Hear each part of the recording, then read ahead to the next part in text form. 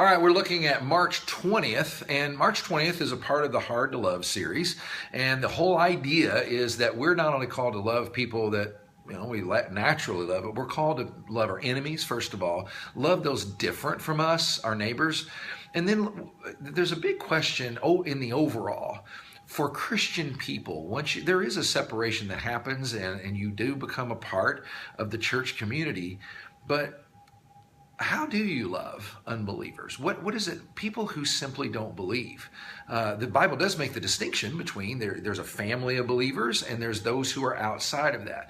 So what does it really look like to love unbelievers in the overall? And that's really going to be kind of a vision cast day. Again, the overall thing is not just building a great church, but building a great city, going into the community and being prepared that you're going to have people who not only are against you, your enemies, not only those who are just different from you in any way, shape, or form, your neighbors, but people who don't believe this stuff. They don't, and they're the people that we're trying to reach. What does love for them really look like? And we say that our mission is to help people far from God experience Jesus. So what does it look like to love people who are far from God, who have lifestyles that we disapprove of, who are doing things that we know are wrong and that's against what the Bible teaches?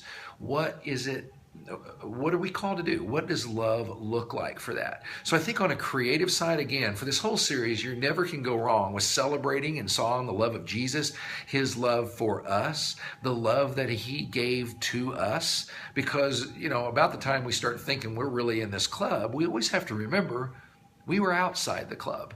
I think of Titus chapter 3, where it says we're to show true humility toward all men, because at one time we too were foolish and disobedient and deceived. We were part of the club who didn't believe this stuff. So we need to go out with compassion and humility and grace and just telling people what we've received.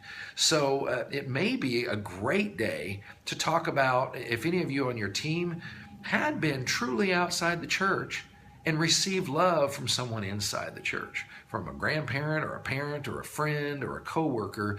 You were extended love and respect, even though you knew good and well that your lifestyle didn't match up with all their things. Maybe that would be a way that you could go out, or just celebrating reaching people. It's just a good old-fashioned story day. We've been reached, and we all have to remember that at one time we were in the same boat as all those unbelievers out there are. It's pretty simple, but at the same time, to kind of honoring God's search for us, God's view of us and how we love others. So that's what the day is going to celebrate and really cast that vision for that's how we can go out with great enthusiasm and build a great city.